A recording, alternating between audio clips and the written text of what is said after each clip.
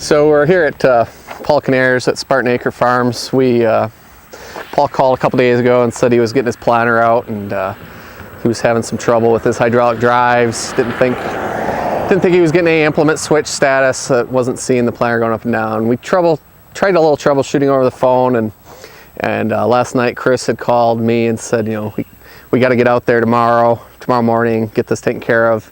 We were a little afraid it was going to be a big job because we've worked on this planter a few times in the past and pulled our hair out on some wiring issues. So we got out here. I kind of had budgeted like 2 or 3 hours to be here at the worst case scenario. Took a little quick glance around at some of the harnessing that I thought would be the problem, and everything looked good. We jumped to the cab, booted up his display, went to the diagnostics page, and saw that none of his switches were showing up for his switch box. So I've seen this problem a few times in the past. I knew exactly what it was going to be. Problem was I couldn't think of it over the phone to ask him that, but reached behind the seat. One of his Deutsch plugs was not plugged in tight into his auxiliary input module, so it just wasn't seeing any switch status. Plugged that in, everything started working. We thought everything was good, thought it was going to be a 2-minute stop. Then we tried to run his drives. Drives wouldn't run. Thought it was electrical, did a little testing. Turns out it was a hydraulic problem.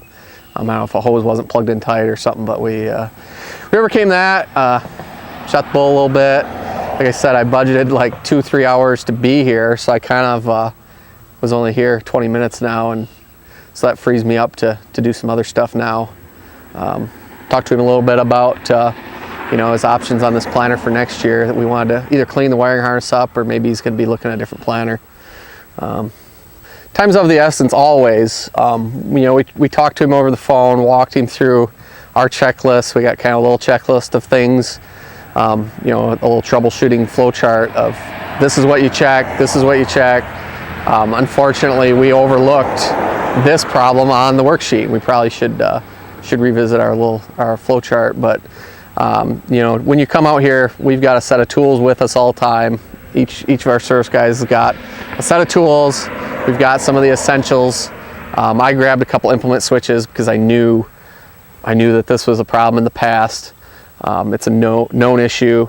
Last night I looked at his history. We've got a software piece internally that we use to keep track of these service calls. So I looked to see what it was last year. Last year he had some issues. Looked it up. Okay, now I know I can mentally prepare for what I'm probably going to encounter when I get there. Made sure I had the parts with me. Headed out here. Turns out it was a lot simpler than we thought it was going to be. So we're a little relieved.